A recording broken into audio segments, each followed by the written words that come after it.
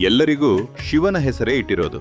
ಶಿವನ ಯಾವುದೋ ಒಂದು ಹೆಸರನ್ನ ಇಟ್ಟಿದ್ದಾರೆ. ನಮ್ಮ ಮನೆಯಲ್ಲಿರೋ ನಾಯಿಗೂ ಕೂಡ ನಾವು ಶಿವ ಅಂತಾನೆ ಕರಿತೀವಿ. ನಮಗೇನೂ ತೊಂದರೆ ಇಲ್ಲ. ಯಾಕೆ ಅಂದ್ರೆ ಏನೂ ಇಲ್ದೇ ಇರೋದು ಶಿವ. ಏನೋ ಒಂದು ಇದೆ, ಅದಕ್ಕೆ ಮೂಲವಾಗಿರೋದು ಶಿವ.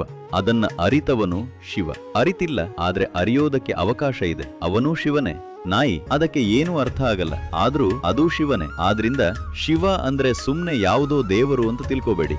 ಎಲ್ಲದಕ್ಕೂ ಮೂಲವಾಗಿರೋದಕ್ಕೆ ಶಿವ ಅಂತ ಕರೆದ್ವಿ. ಅದರಿಂದ ಏನೇ ಬಂದ್ರೂ ಅದಕ್ಕೆಲ್ಲ ಶಿವ ಅಂತಾನೆ ಕರೆದ್ವಿ. ಅದಕ್ಕೆ ಇಲ್ಲಿ ನೋಡಿದ್ರೆ ಸಾವಿರಾರು ಜನ ಎಲ್ಲರೂ ಶಿವನ ಹೆಸರನ್ನ ಹಲವಾರು ರೀತಿಲಿ ಇಟ್ಕೊಂಡಿದ್ದಾರೆ. ಇವರೆಲ್ಲ ಅರಿತು ಬಿಟ್ರ? ಇಲ್ಲ, ಅರಿಯೋದಕ್ಕೆ ಅವಕಾಶ ಇದೆ ಅಂತ ಜ್ಞಾಪಿಸಕ್ಕೋಸ್ಕರ. ನಿಮ್ಗೆ ಶಿವ ಅಂತ ಹೆಸರಿಟ್ಟಿದ್ದು ಯಾಕೆ ಅಂದ್ರೆ ದಿನಾಲು ಶಿವ ಶಿವ ಅಂತ ಕೂಗಿದ್ರೆ ಯಾವುದೋ ಒಂದು ದಿನ ಅರ್ಥ ಆಗ್ಬಿಡುತ್ತೇನೋ ಅನ್ನೋ ಒಂದು ಆಸೆ ತಂದೆ ತಾಯಿಗೆ. ಆ ಆಸೆನ ಕೆಡಿಸ್ಕೋಬೇಡಿ, ಯಾವುದೋ ಒಂದು ದಿನ ಅರ್ಥ ಮಾಡ್ಕೋಬೇಕು. ಶಿವನ ಪೂಜಿಸು.